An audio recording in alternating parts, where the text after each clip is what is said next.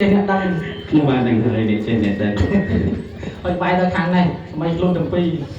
បាទជម្រាបសួរឲ្យអូនប្រាប់ក៏ដូចមិនចឹងជម្រាបសួរសម័យខ្លួនទាំងពីរខ្ញុំបាននឹងហើយនេះចេះអ្នកដែរហើយនេះកញ្ញាទាំង3នេះកុំឲ្យគាត់ចំណាយជម្រាបសួរគាត់ផងជម្រាបសួរទីកំដរទាំង3អូនប្រាប់គាត់ផងខ្ញុំបាននឹងហើយនេះចេះអ្នកដែរឥឡូវបាយមករកលោកគ្រូភ្លេងលោកគ្រូភ្លេងគាត់លាកាចាំស្ដាប់ខ្ញុំចាំថាតាមខ្ញុំលោកគ្រូភ្លេងគាត់ស្លូតមិនបានទេឲ្យចាំជម្រាបសួរគាត់បាទជម្រាបសួរលោកគ្រូភ្លេងជម្រាបសួរលោកគ្រូភ្លេងលោកគ្រូភ្លេងលោកគ្រូភ្លេងសូមអាយ៉ៃមកឃ្លាពីរមកសូមអាយ៉ៃមកឃ្លាពីរមកបាទគ្រូសូមអញ្ជើញបាទសូមអញ្ជើញគ្រូ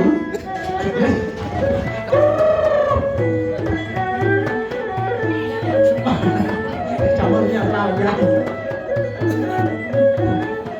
បាទចាំឡើយនេះក្បាលໄວទៀតអាយ៉ៃនេះ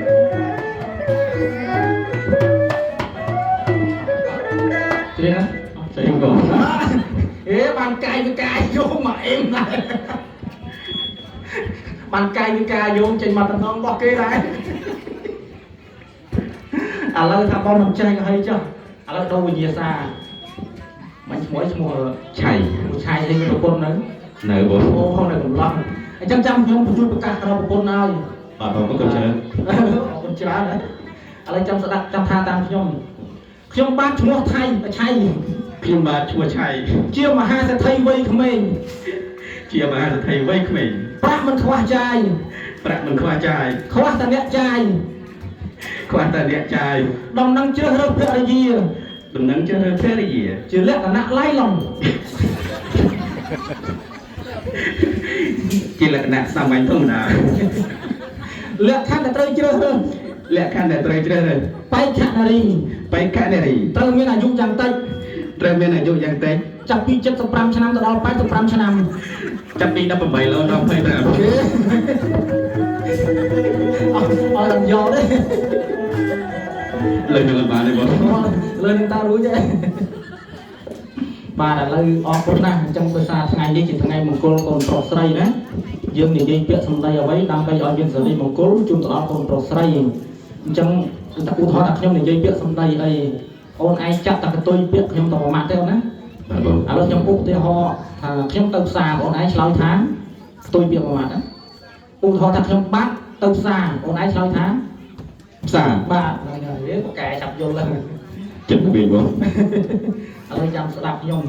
ថ្ងៃនេះថ្ងៃជាវេលាល្អភូមិប្រកបពធនេះលោកតាមម្ចាស់ស្រុកម្ចាស់ទឹកម្ចាស់ដីយើងមកឲ្យពរឲ្យជ័យកូនប្រុសកូនស្រីចាប់តាំងពីថ្ងៃនេះតរៀងទៅថ្ងៃនេះខ្ញុំសប្បាយចិត្តណាស់ខ្ញុំចង់សួរសំណួរបងប្រុសមកសំណួរពីរសំណួរតើបានឬក៏មិនបានខ្ញុំឮពាក្យចាមរាមជាប្រាប់ខ្ញុំថាសង្សារបងប្រុសគឺជានារីដែលអត់គ្រប់ទឹករឿងនេះមែនក៏មិនមែន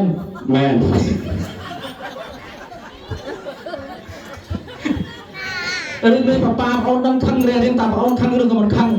អត់ខឹងឬក៏មិនខឹងរឿងជ្រូកមកសបុកកើតមកមុខដូចមនុស្សទាំងអស់រឿងនេះបងដឹងឬក៏មិនដឹងច្បាស់ឬក៏មិនច្បាស់អ្នកណារំលងមេជ្រូកខ្ញុំបងអ្នកណារំលងមេជ្រូកខ្ញុំរងមុខយូរហើយទៅតែឃើញនឹងមកសបុកថតមុខដូចមនុស្សទាំងអស់បងលេងចឹងបាទ